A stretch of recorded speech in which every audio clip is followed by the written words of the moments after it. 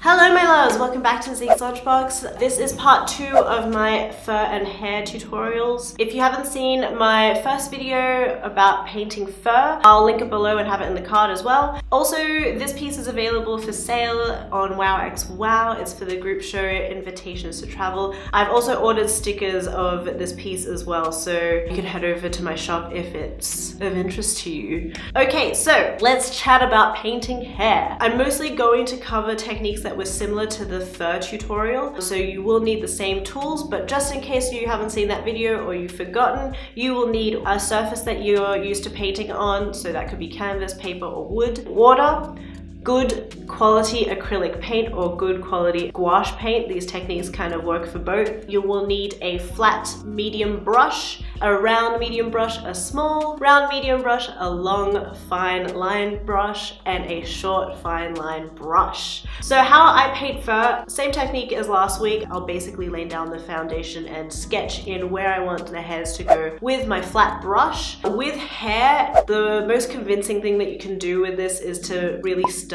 up hair with just a pencil and a paper. Hair is quite difficult, and the most convincing way that you can get it to look fairly realistic is by the overall shape of it. So that's why I mentioned, like, you really do need to be practicing with a pencil and paper just to get the shape right, because if you don't have like particular parts of the hair or like the angles right, it just doesn't look that convincing. So I recommend just studying up before you head into painting. Hi guys, I realized that I didn't explain what I meant very clearly. I feel like it's a lot easier if I show you with an example of what I meant. What I mean by getting your foundations right and getting the dimensions of hair correct, I feel like this example kind of helps with what I'm trying to say. Although this hair is rendered fine, it's obviously looks very cartoonish. That's fine if that's the style that you want to go for. If you want hair that's a little bit more realistic, you can see the thing that would have made it the most realistic is if the overall shape was a little bit more similar to that of something that was, I guess, based in reality. So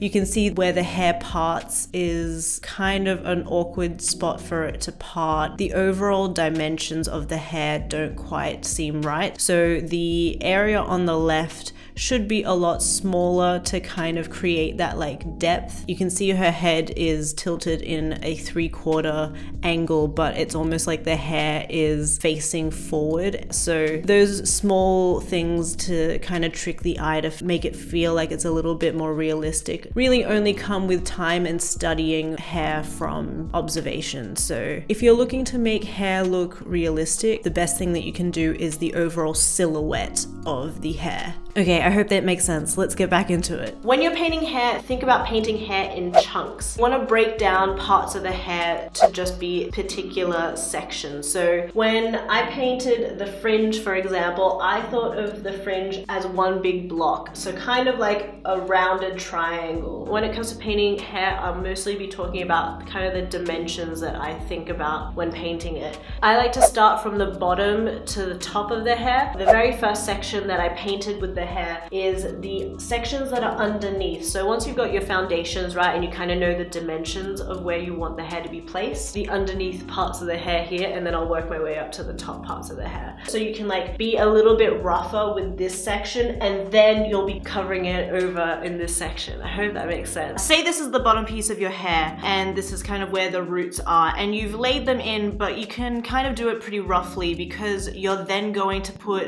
a top piece of hair over it. So then these little pointy bits that you've initially laid down don't matter because you've just covered it. Capiche? I find paintings are a little bit like puzzles because you have to constantly think about what sections need to be painted first. You want to start off with like the things that are underneath an object or behind an object before you paint things in the kind of foreground. So I'll lay down the medium to dark tones with the flat brush, and I'll then go into my medium to light tones with my medium round brush. I'll then go in with like a similar technique of painting the fur. The only difference is you're just elongating it and getting the confidence confidence to be really fluid. You know, just have fun with it because you want hair to be like really flowy and natural and delicate feeling. And when I'm doing different strokes of hair, I'm playing with the pressure as well of the strokes. So I'll be basically repeating the same stroke technique throughout all of the hair and then working my way up to the lighter tones and then working my way to smaller brushes as well. When you're ready to head over to your lighter tones, that's when you can have a lot of fun with like the very final bits of hair. I like to play around with the pressure. I find it a little bit difficult when you're using your lightest tones. I've now switched over to my round brush, by the way, my small round brush. The lighter tones I find really hard because when you load up the brush with paint, it's very heavy with paint, and then when you want to start off a stroke, it's a little bit tricky because you can kind of see exactly where the hair or where the stroke has just started. And yeah, I'm basically just continuing that technique for the rest of the hair.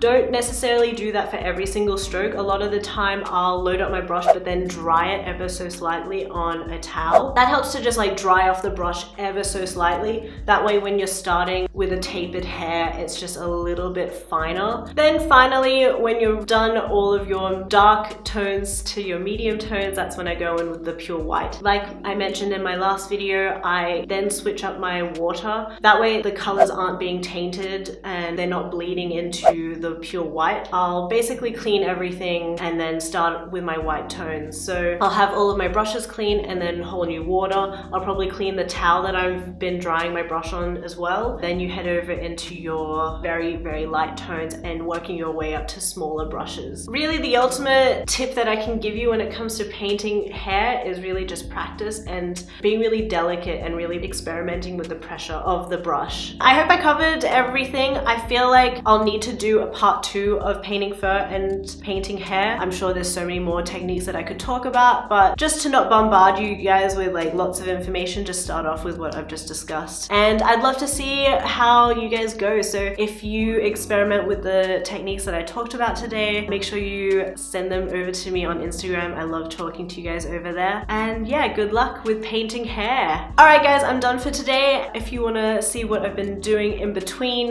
videos, you can head over to Facebook and Instagram, and make sure you subscribe to my mailing list as well. A lot of like announcements go over there on my mailing list, so make sure you head over there. Before you head out, make sure you give the video a like and subscribe if you want, and make sure you bell ding dong that button to be notified next week of whatever I'm gonna do next week. If you have any suggestions, let me know, and I'll zeke to you guys later. Bye!